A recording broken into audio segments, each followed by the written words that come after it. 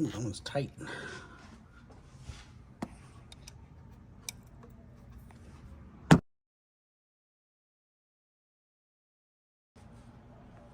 All right, so I got the 3.40 pulley on.